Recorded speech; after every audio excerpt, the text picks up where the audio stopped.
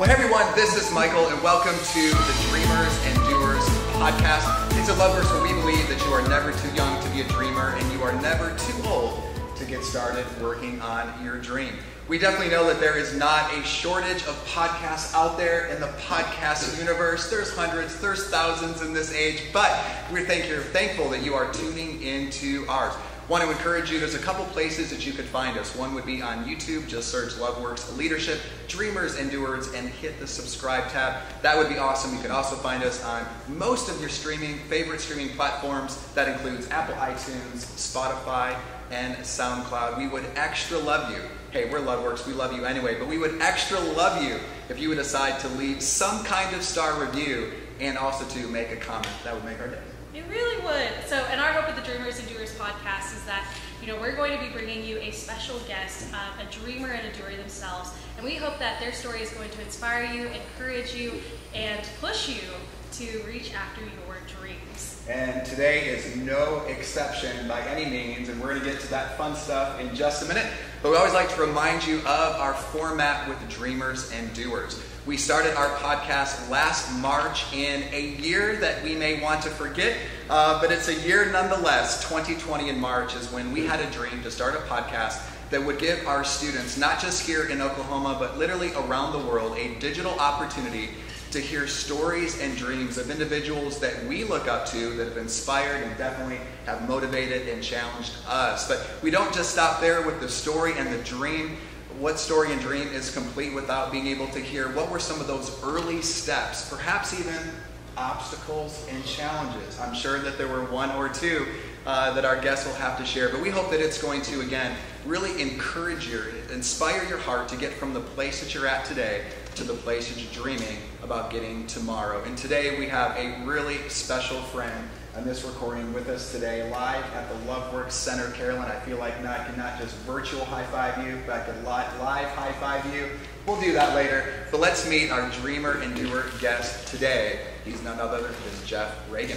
Jeff is the CEO and founder of an all-natural, premium natural food product company called Kize Concepts. It's a convenient, high-quality, delicious food product line while also integrating fitness and life improvement services. He's dedicated to anything and everything to help people be their best and maximize their life experiences. And the sales from Kize bars have actually gone on to serve millions of meals in Haiti and locally here in Oklahoma as well. So let's welcome Mr. Jeff.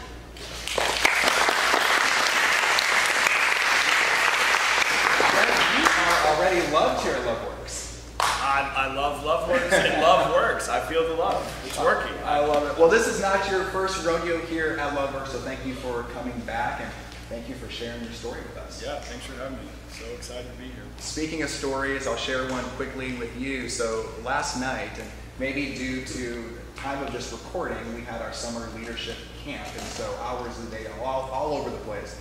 So I got a late night ride on my train last night. So it's about maybe 10:30 p.m. when I got off, and I didn't want to eat anything too heavy, and I knew there was always one thing that I can count on when I'm ever in that space and place, and it is a Kize bar. You hooked me up, thank you. Hey, thanks for your support, it means a lot. Absolutely. Well, let's get to business. So Jeff, welcome to the Dreamers and Doers podcast. We know that you're a dreamer, we know you're a doer, but we wanted to ask you, which one comes more naturally to you?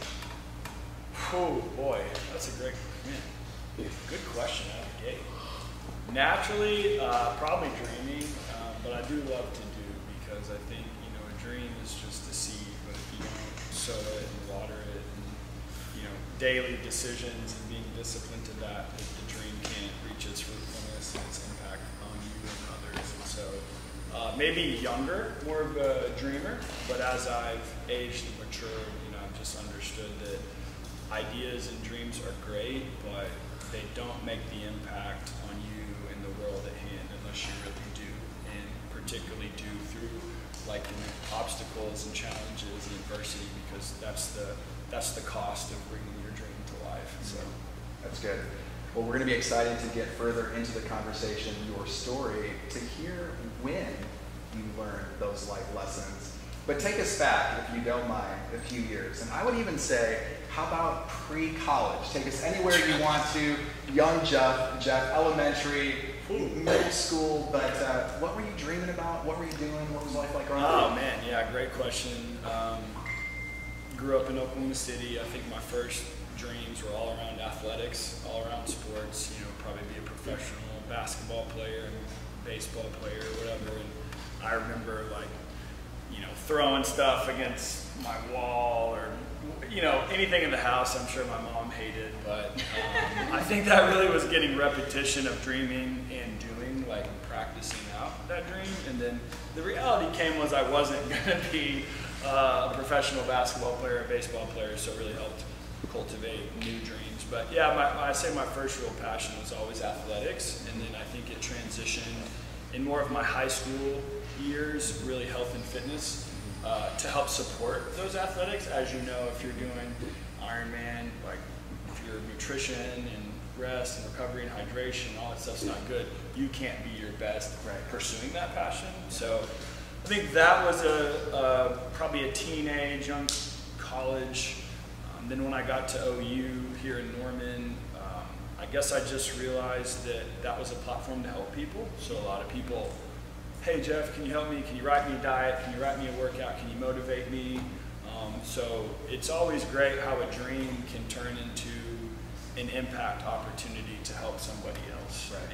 And that's where I feel like there's real purpose in it, not just for like personal thing, but you see the impact that your dream, your pursuit and development of that, albeit imperfect and rocky along the way, can really have fruitfulness in people's lives. So that's really where it was, and then it's kind of transitioned in later life to this Kize life, which feels like a whole nother life in itself, but it's really, I think, building blocks along those previous dreams and doing things that help me develop character or skill sets or awesome people like yourselves and organizations to learn from, to be inspired by, and to help to continue to impact our community and people at large. That's good, Jeff. I'm gonna cut in though, and I know Kize is going to come out and all the good things you're doing with Kize, but you said something that really resonated with me. I can relate a lot to your story. So I didn't know about the basketball and the baseball journey. Mine was primarily a baseball journey. I had the thought and idea, and unfortunately, that there was a plan A, one plan A in my life, and it was to play baseball, to at least just sign one contract, and then I would be set for life. That didn't quite work out. I'm curious though, it sounds like you came to a realization at some point, you know, basketball sports was an aspiration, but when did you set that aside and begin thinking about something else? Yeah, that's a great question. I think my senior year was a big kind of decision point. You know, I got some small college basketball interest, and so it was kind of weighing the reality of, do you pursue that?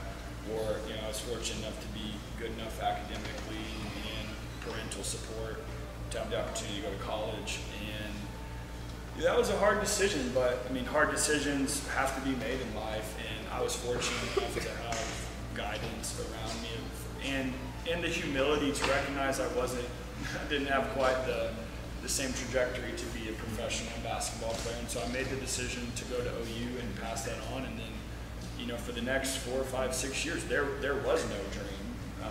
What developed in that time frame was, okay, I guess I got to figure out what I'm going to do with my life. And so the only question was like, well, you want to be successful. And so that was one of those big questions of, the big success. What is success? And so there's a whole journey and a time period on that. And then, you know, part of the Kize story was, I was an entrepreneurship major at OU, and I would say the value of that to me was awesome people like yourself from the community would come in and they would share their experiences, and just the big takeaway for me was, do something that helps people, do something that's purposeful and meaningful. And so I kind of graduated from college unemployed, which was totally like a busted dream. You know, it's like moving back into your mom's basement, like, you know, except for we don't really have basements here in Oklahoma, but, you know, moving home unemployed. And, but it was such a gift because it really forced me to answer those big life questions of, what is my passion? What is my purpose? Like, who God made me to be, what I'm going to do, what dreams are stirring around repeatedly in my heart over and over and over again. And so I just kind of went on this, you know, pen and paper journey, and I just look back on the patterns, and I'm going, I write the same 3 things I love helping people. I love health and fitness. That's why people want my help. And I like entrepreneurship. I like business. I can't sing, I can't dance, I can't draw, but it's the ability to be creative. We're all created in the image and likeness to be a creator, and I believe that we all have those things. It's our job to discover and become aware of what those are that bring us to life and really give life to other people through that. And so I just started kind of trying different stuff. I started doing some kind of life coaching and health coaching, and then I was doing some boot camps down here in Norman, and I just kept getting, hey, I want to be healthier, but healthy eating sucks and I don't have time. I was like, that's not true. And so, I always joke, I say, I went Chef Jeff, but I wasn't a good cook or anything like that. And for me, it was the 3 E's. Is it easy? Is it enjoyable? And is it truly energizing? Because if those things are there, then you can be sustainable and actually incorporate that. People don't do consistently what's not fun or meaningful to them. So I just started kind of putting stuff together, and I had some really failed attempts at like cookies and stuff, and then I just kind of made this fudge pan, and I started giving it to people, and I got good feedback, and I enjoyed it. So nights, weekends, I worked on it for about 2 years while I ended up getting a job. But that was kind of the whole transition between like having some dreams kind of dying, being in the unknown desert of, I'm not really sure what I'm going to do, but then arriving back and starting getting going and just trying to pursue that. Jeff, I really hear, the doer side of you from that story, and I'm wondering, I know you said you liked entrepreneurship. Was it like, were there pivotal moments in your youth, or was there a person that kind of drew that out in you? That's a really great question, and I did not realize this until much later on, but when I was in probably middle school, my mom and stepdad ended up starting a business, and talk about a new dream. They were probably in their 40s and quit the kind of career professional path to take that risk and do that.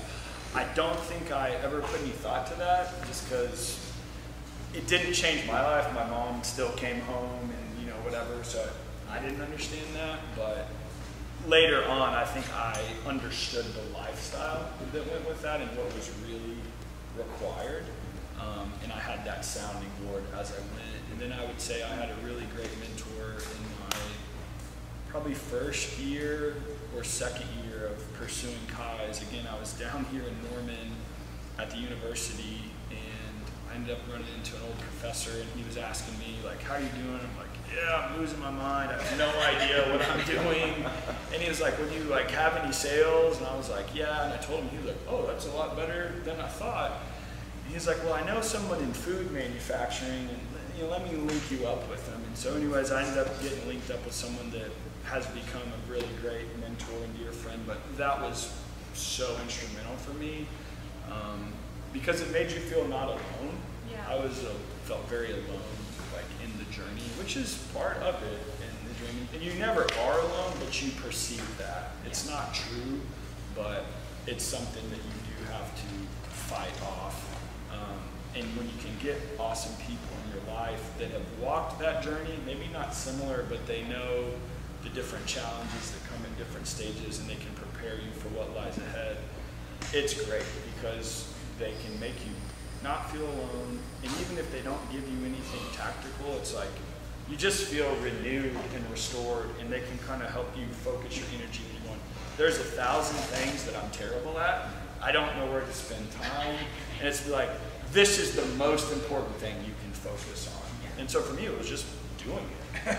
And then following back up and saying, hey, I did this, this happened, thank you. And just over time, just growing that relationship, like anything else, takes time and intentionality. So I think it shows, the power of vulnerability. This person asks you, how are you doing? You're honest. It's with an appropriate person, obviously. Yeah. But you're honest, and you say, I'm losing my mind, Yeah. which really then opened the avenue for someone to help. Yeah. I think that sometimes we let pride get in the way of business is going great, it's going along. No, you said the magic word. That's what came from pride when you're about to say it. It's a total pride thing. I'm a weirdo with words, but in the word pride is die, D-I-E, in the back of it, and pride makes you die. It prevents you from further life coming forward and stuff. And so, yeah, once you can swallow that pride, kill that pride, and go, yeah, I don't have all the answers, I don't know, I'm vulnerable, I need help. That's a very freeing step for you. And when you have that freedom, then you can really step towards flourishing. So, you know we are raving fans of Kize. Thank you. We've already hinted here and there just about Kize and what you're doing, but you mentioned Chef Jeff, so wherever you want to take us back to, I'd love to get to the why and how Kize. You know, Chef Jeff, maybe talk with us about that first pan in the kitchen. You're living in the storm shelter of your parent now. Yeah, thankfully no tornadoes. That's good.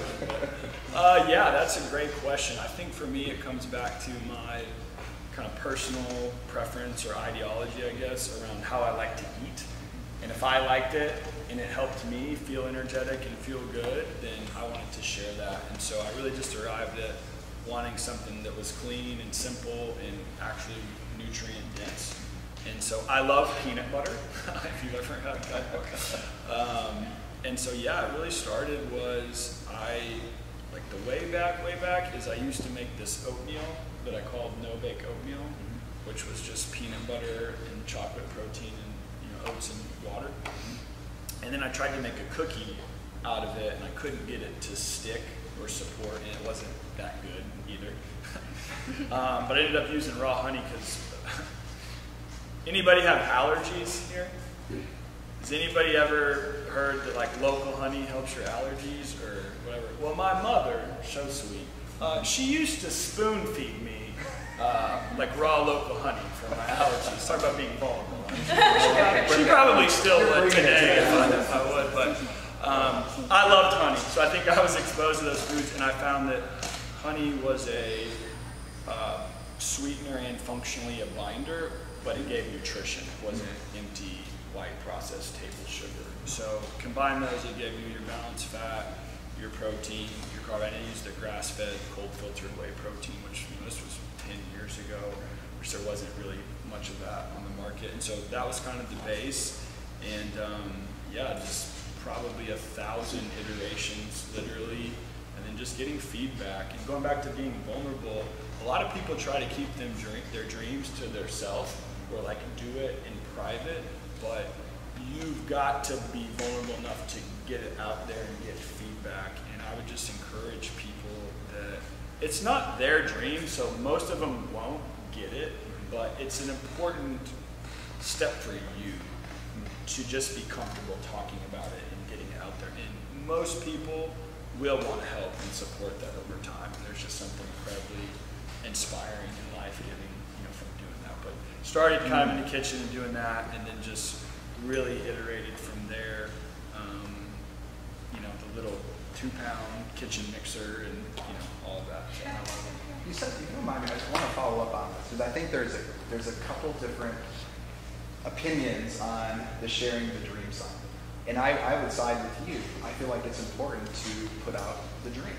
I shared, the week of this recording, I shared with a group of students about something I'm going to be working on this summer, and it's a book.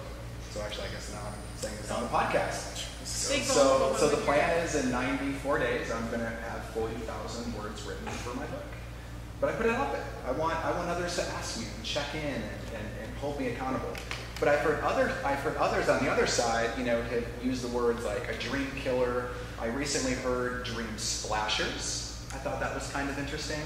So kind of speak into that. Do you buy into that? Being careful of who you share, or do you think, how would you careful is a good word. If you know somebody's an overly critical person, I probably wouldn't go serve up your thing then if they're just going to make you feel bad in the moment. So I think maybe knowing your audience, but I do believe in sharing it, because is it a love-based decision or is it a fear-based decision? And if we're always afraid of what other people think, we'll never do anything freeing in life. And so once you make those love-based decisions and you share that, it doesn't matter what the people think, because that's not their dream and you're not going to be held accountable to them anyways. And so I always have my AAA standard of excellence, which is awareness, action, and accountability. And you mentioned accountability, but I think when you let the right people know, then they can hold you accountable. And I call them accountable bros, just because you need a brother or a sister right there to help you out, because you don't want to go at it alone, and you can't do it alone. Right. And so I think just getting to the point of recognizing what is the real motivation behind that, and then just stepping into that. And if you do realize you're motivated by fear there, then you got to overcome that. Because I know I faced that early with Kize, and I always remember I used to write this down, but I would write down punch fear in the face, because I always felt that fear stepped right in front of love and that thing that you were supposed to next move towards. And so you just have to have the courage and the faith and the fight to just kind of bop it and tell it to get out of the way. You know? So. I love that. Need to start working on my punch, I guess. That's right. My jab. So speaking of dreams that people don't get, I'm sure there are people who questioned you on Kize and the charitable side of what you guys do. Because your slogan is to change lives, and they're life-changing bars. And so, what really caused you? What's the motivation behind that to be such a charitable organization?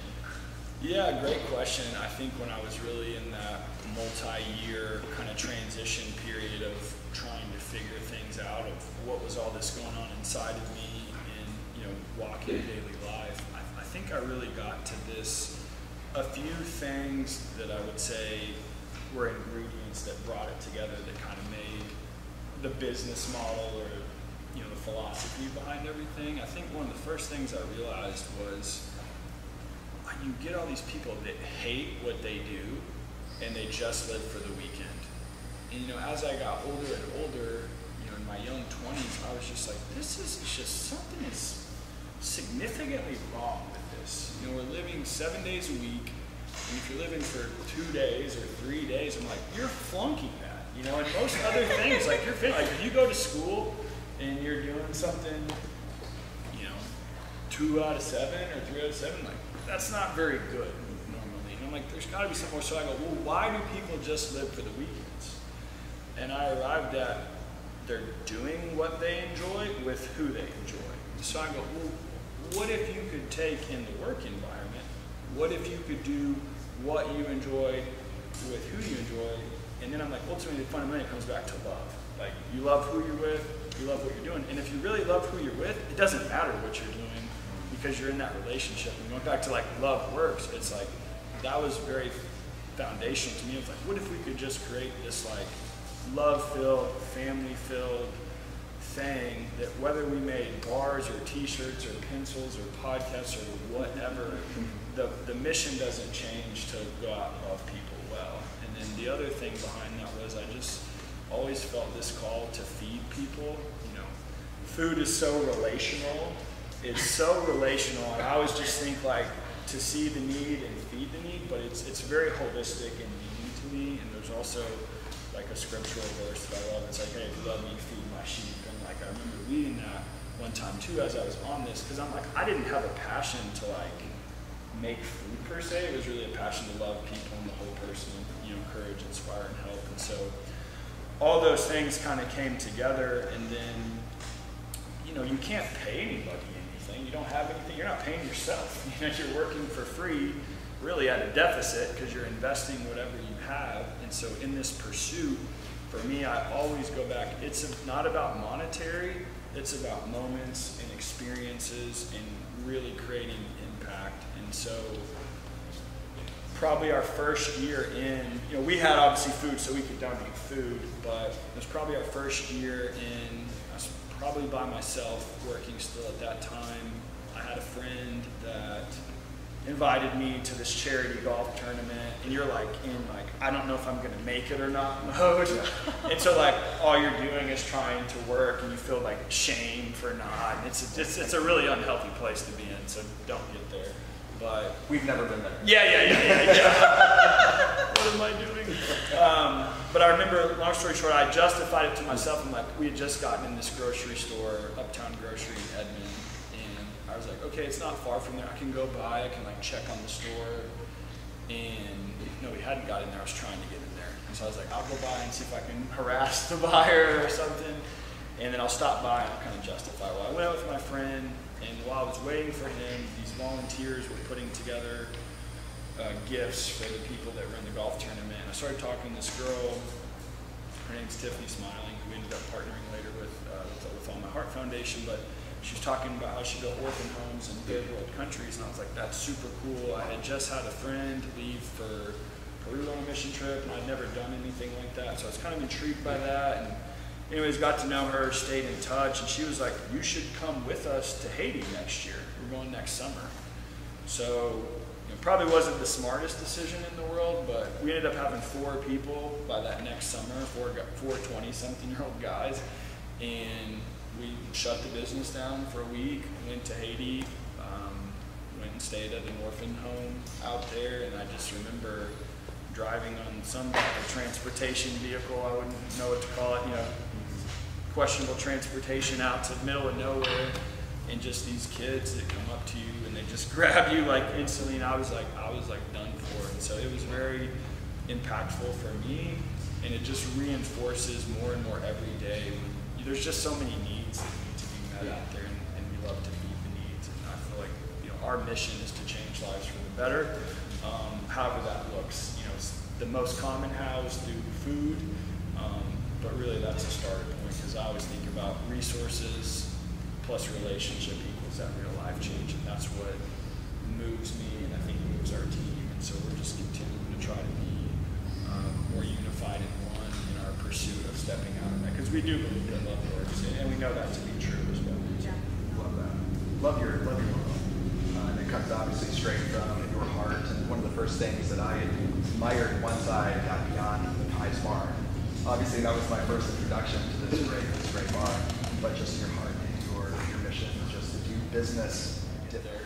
Wherever there is, and it's not even about the destination, it's about the journey and who you're with, more importantly. But I would just encourage people to keep going. It's in you. You're made for it. You're made for love and greatness, and go out and explore that and see that. So, great. All right, well, Jeff, thank you so much for joining our podcast today. Can you tell us, where can we find you? The best place would probably be on KizeConcepts.com. That's the easiest. That's direct. My man Justice back there, they'll take care of you. They'll write you a little love note, tell you you're great. But that comes straight from us here in Oklahoma City. Other than that, we've got different retailers and stuff kind of around the city and some other parts of the country as well. But anybody listening anywhere around the world, we'll ship them something. So KizeConcepts.com. We can make a code, love works code or anything like that to help look at or whatever. But yeah. Does that include podcast hosts? Yeah. Media absolutely. Yeah. Got to work on my budget here. I get it. Yeah. If we could give them all away, we would. But I know you would. Yeah. Well, you have a plan. You have a dream, and I'm excited to see how that's going to move forward. Jeff, this has been fantastic. Thank you for being always just real, your authentic self, life-giving. Thank you for making us better today. Appreciate it. We appreciate it. Well, we are going to include all the great places that you can find Jeff in the show notes that, of course, each of you are already subscribed to, so that's going to be coming your way. And also, too, you can find all things leadership, just about LoveWorks, our organization, of course, past Dreamer and Doer guests, our blog, all that great stuff at loveworksleadership.org. Yes, and remember, real leaders, they don't blend in, but they stand out. Dream big. Do your dream.